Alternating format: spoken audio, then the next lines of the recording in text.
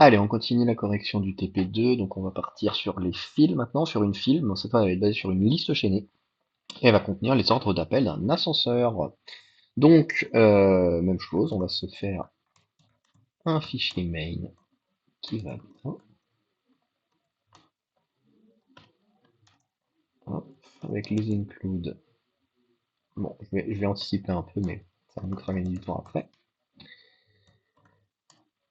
Ok, les includes qui vont bien, donc de quoi gérer des prints, de quoi gérer les malloc enco. Et puis, bien sûr, on manipule une file.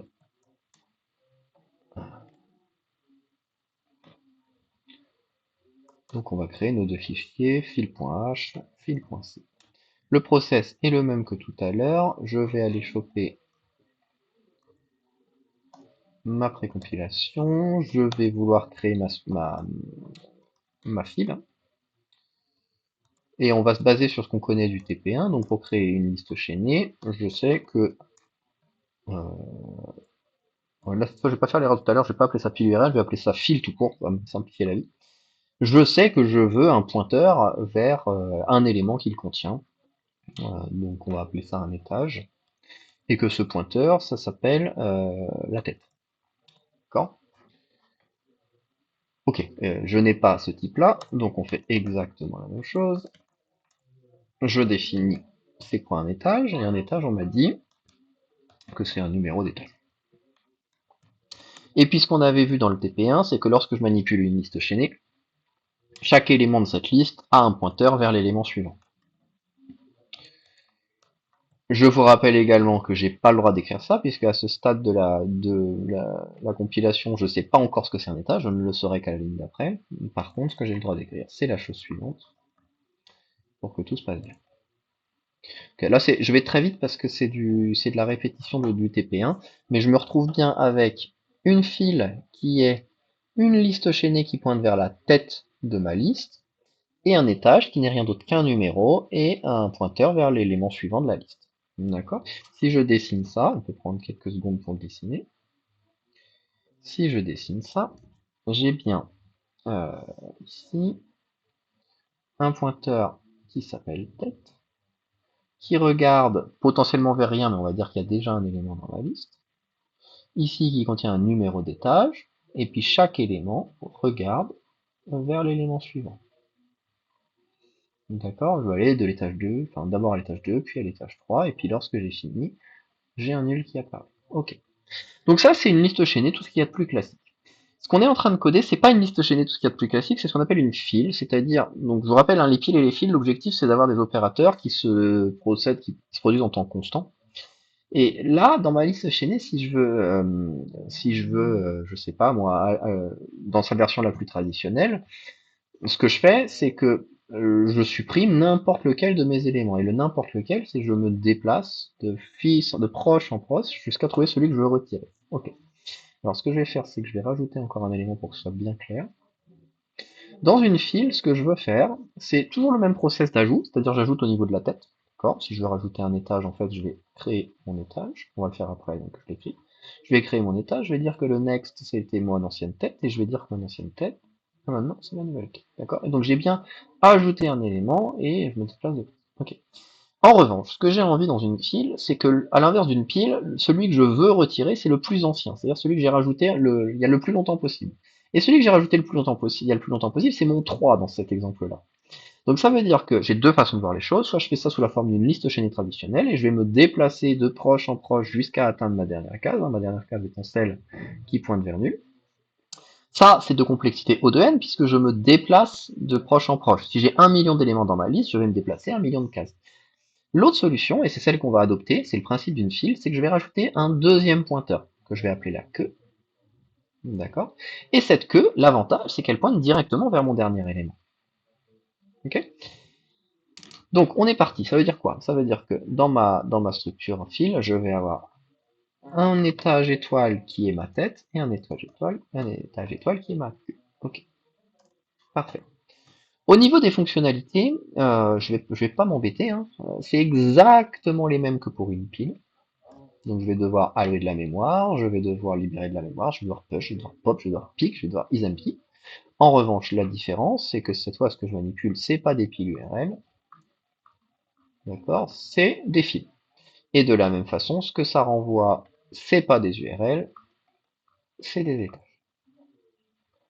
Ok. Je suis allé un petit peu vite, mais n'hésitez pas, si ça a été trop rapide, vous mettez pause, vous reprenez en arrière. En tout cas, toujours est-il que là, j'ai défini toutes les fonctions que je vais devoir écrire. Même process que tout à l'heure, je vais ici, je les colle. Pour que ça se passe bien, je fais mon include de file.h. Je vais pareil tout de suite inclure stdio et stdlib, pour toujours les mêmes raisons. Ok. Et on est parti. Je dois maintenant définir les contenus de tout ça. Ok. Ah, on va faire exactement le même process. Comment je sais si ma file est vide? Ben, je sais si ma file est vide, si ma queue ou ma tête sont égales à nul. D'accord? On va partir de là sur la tête. Ça, c'est pareil, on s'en débarrasse très rapidement, il n'y a pas beaucoup à réfléchir. Je regarde si mon pointeur de tête regarde vers quelque chose, s'il regarde vers rien, c'est que j'ai rien dans ma file. Ou alors c'est que je me suis planté dans ma structure de données, mais là on a un problème qui est beaucoup plus grand. Ok. Pour ce qui est de l'initialisation de ma file, eh ben, même chose que tout à l'heure, je vais faire mon allocation mémoire. Donc là, j'alloue ma file elle-même, hein, d'accord? Et puis ensuite, je dois définir les champs. Donc les deux champs de ma file, c'est pas n'importe lesquels, c'est la tête et la queue. Et au moment où j'alloue, j'ai rien dedans. Donc ma queue, elle est égale à nul. Ma tête, elle est égale à nul. Et je suis très content. Et lorsque j'ai fait ça, je pense bien à faire un return de ce que j'ai alloué comme mémoire. Dans mon main file, hein, on va tout de suite avoir un truc comme ça. Euh, Par contre, ah oui, alors j'ai bon, j'appelle ça initialiser pile, j'ai pas changé le nom. On va évidemment changer le nom ici en mettant un petit F et idem ici. Ok, on est content, on a fini notre initialisation. Alors pour ce qui est de la libération de la mémoire, alors ouais, je vais attendre un petit peu pour la libération de la mémoire. Vous allez voir, on va tricher un petit poil. Euh, on va avancer d'abord sur push pop et pick et vous allez voir que la libération se passera bien. Le plus simple c'est pick. D'accord? Le plus simple, c'est pick. Pourquoi? Parce que pick, ça veut dire récupérer la prochaine valeur à sortir. Et la prochaine valeur à sortir, c'est celle qui se trouve au niveau de la queue. D'accord? La prochaine valeur à sortir, c'est celle-là. Bah, il y a deux cas de figure. Soit ma queue est égale à nul, auquel cas, j'ai rien dedans. D'accord? Donc, if p.queue est égal à nul. Bah, même chose que tout à l'heure, je vais créer un étage en le mettant égal à -1000 et je vais mettre nul. D'accord? Alors pourquoi j'écris ça? Bah, pour donner l'information à mon main que peut-être il s'est passé quelque chose de mal. D'accord? Un étage -1000, ça peut pas exister. Donc du côté du main, il faudrait tester est-ce que la valeur envoyée est égale à -1000. Si c'est le cas, ça veut dire qu'il y a eu un problème. Sinon, pas de problème. Et si c'est pas le cas, bah, je renvoie p.que. Alors, p.que, qu'est-ce que j'ai fait comme bêtise? Ouais, p.que c'est un étage étoile. Non? Bêtise, c'est quoi p.que? P.que c'est un étage étoile. Alors, ok. Soit je renvoie le contenu de p.que, soit je mets un étage étoile en paramètre. Moi, je vais plutôt renvoyer le contenu de p.que. Ça me va mieux d'un point de vue gestion de la mémoire. Bah là, je pense qu'on est bon sur pic. Pour ce qui est de pop, on va faire exactement la même chose. Sauf que, au lieu de faire un return de p.que, il faut aussi que je fasse la gestion de la suppression de mon élément. D'accord? Donc, je vais vouloir créer un étage temporaire qui est égal à ce qu'il y a au bout de p.que. Ok. Ce que je vais vouloir, oui, c'est ça. Ce que je vais vouloir ensuite, non, pas du tout. Si, c'est ça. Attendez, je suis en train de m'embrouiller.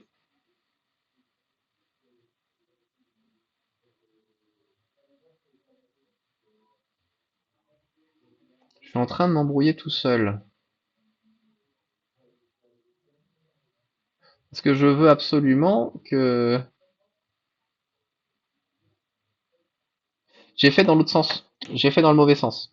En fait, il faut que mes flèches soient dans l'autre sens. Regardez, mon dessin, il est pas bon. Mon dessin, il est pas bon. Ce qui me pose question, c'est que si je supprime ça, si je libère cette mémoire-là, il faut que ma queue soit égale à là. D'accord? Mais le problème, c'est que lui n'a aucune idée de qui est son prédécesseur, puisque le prédécesseur sait qui est son suivant, mais le suivant ne sait pas qui est le prédécesseur. Donc il faut que je fasse les choses dans l'autre sens. Regardez bien ce que je vais faire. Je vais considérer les choses comme ça. Alors ça change pas grand-chose, hein, mais c'est juste que les flèches vont pas dans le même sens.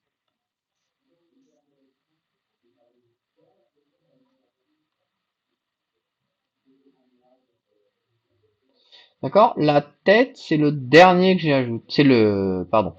Euh, la tête, c'est le plus ancien que j'ai... C'est le plus récent que j'ai ajouté. Non, je dis n'importe quoi. Je suis en train de dire n'importe quoi. C'était tout à fait bon. C'est juste que je considère les mauvais. C'est là, je fais les opérations dans le mauvais sens. C'était bon. C'était bon ce que j'ai écrit. C'est bien la queue, mais la queue, c'est le dernier que j'ai ajouté. Ce qui veut dire que lorsque je vais ajouter, c'est ici que je vais ajouter. D'accord? L'opération que j'ai fait tout à l'heure était fausse. Donc, alors, je peux l'appeler 4, je vais l'appeler -1, parce que les tâches sont pas forcément dans le même sens, mais grosso modo, ce que je veux, c'est ajouter une nouvelle queue, dire que le suivant de ma queue, mon ancienne queue, c'est égal à celui que je viens de rajouter, et dire que ma queue est maintenant égale à celui que je viens de rajouter. D'accord? Pour ce qui est de la tête, il n'y a aucun problème. Pourquoi? Parce que la tête, c'est le prochain à sortir. Le prochain à sortir, c'est lui. Et lorsque je vais le faire sortir, je connais son suivant, donc j'aurai aucun problème à déplacer ma tête. C'est ce qu'on va faire tout de suite. Pardon, je me suis trompé tout à l'heure. J'ai pas envie de refaire la vidéo, donc ben, vous découvrirez la correction au fil de l'énoncé. Très bien. Donc, j'ai dit quoi? J'ai dit, je récupère ma tête et non pas ma queue. Bon, cela dit, bon, c'est la même chose là, mais c'est pas grave. Je récupère ma tête. Si ma tête, pareil pour pique, hein, faut évidemment changer, hein. Si ma tête est égale à nul, c'est que j'ai personne dedans. Donc là, ça change rien. En revanche, si c'est pas le cas, je récupère ce que j'ai au niveau de la tête. Je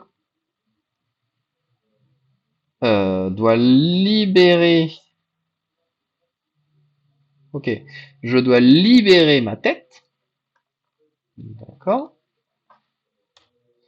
Je dois dire que ma tête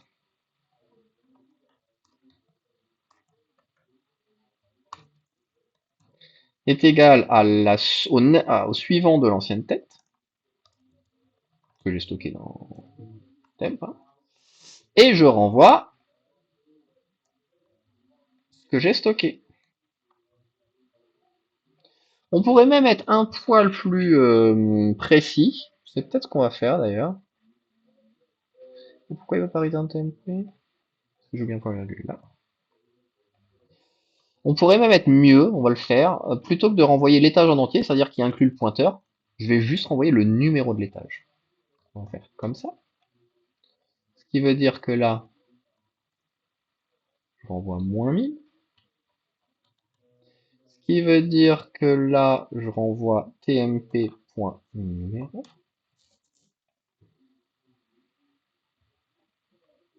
Euh... Ouais. Ce qui veut dire que là, je fais un in. Ce qui veut dire que là, je renvoie -1000. Ce qui veut dire que là, je renvoie un numéro.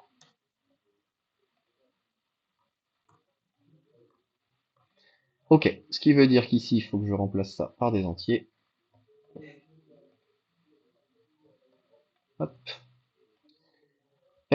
Et on commence à être pas mal, à condition de supprimer toutes les petites coquilles que j'ai fait à droite à gauche. Ok, donc maintenant du coup, je le redis, je récupère ce que j'avais dans la tête, je libère la tête, je dis que ma nouvelle tête, c'est ce qui vient après, et je renvoie le numéro de ce que j'avais stocké. Et là, je suis très content, normalement, je suis pas mal. Ok, et donc pour ce qui est de push, donc quand je retire, alors, s'il y a un truc que je dois vérifier, c'est si ce que je viens de retirer était le dernier élément, ça veut dire que ma queue il faut que je la remette à nul. Donc si p.tête est égal à nul,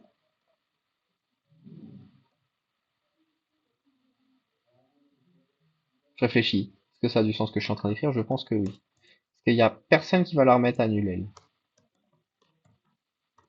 Je la mets égale à nul. Si j'ai plus personne dans ma tête, dans ma liste, il faut que ma queue redevienne égale à nul, alors que ma queue était égale à ma tête à ce moment-là. Ok, donc là on est bon, je suis d'accord. Si lorsque je regarde le suivant, il n'y a plus personne, ma queue devient égale. Je suis content avec moi-même. Je suis d'accord avec ce que j'écris. Pas sûr que ce soit bon, mais ça m'a l'air pas mal. Ok.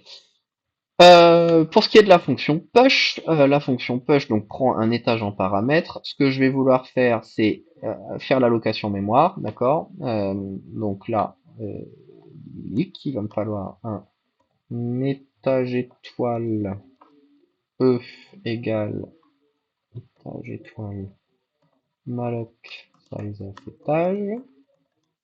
Ça, c'est traditionnel. Je vais vouloir remplir le fait que le suivant de celui que je viens de rajouter, il sera égal à nul. Je veux rajouter le fait que le numéro sera égal à u.numéro, celui que j'ai passé en paramètre. Euh, Ça, dans tous les cas, je veux le faire. Ensuite, j'ai deux cas de figure. Si j'ai personne, si j'ai personne dans ma file, ça veut dire qu'il faut à la fois que ma tête et ma queue soient égales à ce que je suis en train de rajouter. Donc if p.tête est égal à nul, c'est si c'est vide, dans ce cas-là, p.tête est égal à e et p.que est égal à e. Sinon, si c'est pas le cas, ça veut dire que j'ai déjà quelqu'un. Donc ça veut juste dire que je dis que p.que.next est égal à e et p.que est égal à e. Ok, ça nécessite peut-être une explication. On va le refaire. Donc là, je suis dans le cas où je ne suis pas vide, donc j'ai déjà ça. J'ai déjà ça. Et je suis en train de rajouter, d'accord? Donc j'ai ma tête qui regarde là. J'ai ma queue qui regarde là. Et j'écris que la queue.next, et donc je fais mon allocation mémoire. Ça, c'est mon nouveau, d'accord? Donc j'ai écrit que lui est égal à nul, ça tout va bien. Et je veux que cette flèche-là vienne se connecter ici. Donc cette flèche-là, c'est que.next, d'où le p.que.next. Je veux que ce soit égal à e. Ça, c'est ce que j'ai écrit ici. p.que.next égale à e. Ça, je suis content. Et la ligne d'après, je veux que cette flèche-là, elle soit plus égale ici, elle soit égale ici. Donc je veux que p.que soit maintenant égal à e. C'est pour ça que j'ai l'impression d'écrire deux fois la même chose, mais qu'en fait j'écris pas du tout la même chose. Et je pense que j'ai fini, puisque j'ai rempli E, je l'ai ajouté à ma file, je pense qu'on est tout bon. Et donc ce que je disais tout à l'heure, c'est que libérer ma mémoire, ça veut dire quoi? Ça veut dire défiler, retirer les éléments, donc utiliser la fonction pop, jusqu'à ce qu'elle soit vide.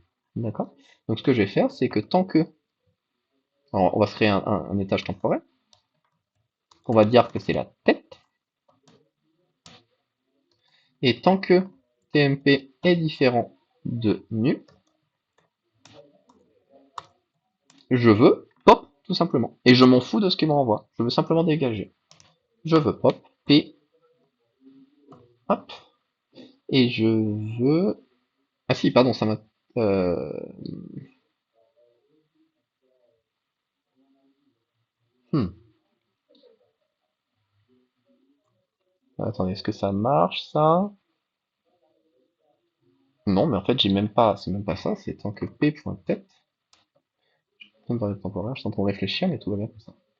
Normalement, on est pas mal. Alors là, ça va être le moment où je vais devoir débugger, puisqu'il va falloir tout tester. Mais je pense avoir fini. Donc, déjà là, j'ai un problème. Ouais. Alors le premier problème, c'est que la taille max, pour une file, j'ai pas. Donc je le retire.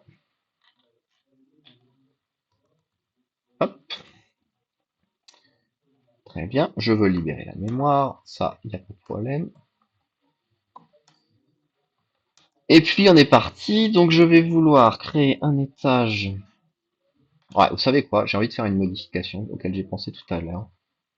Je vais pas, mon push, je vais pas lui donner un étage, je vais lui donner un entier. Ça, je lui donne le numéro d'étage. Hop, ici, je lui donne directement U. Bon, les noms sont nuls, mais c'est pas grave. Ça me paraît plus cohérent. Donc ça veut dire qu'ici, je vais moins m'embêter, puisque je peux directement faire un pop, un push. Je lui donne la file, je vais lui ajouter l'étage 2, je vais ajouter l'étage 4, je vais ajouter l'étage -2, et je vais faire mon affichage. Alors mon affichage, je vais aller le piquer ici. Hop. Donc mon affichage, c'est quoi? C'est... Euh... Ah, ça va être chiant, mais bon, c'est pas grave.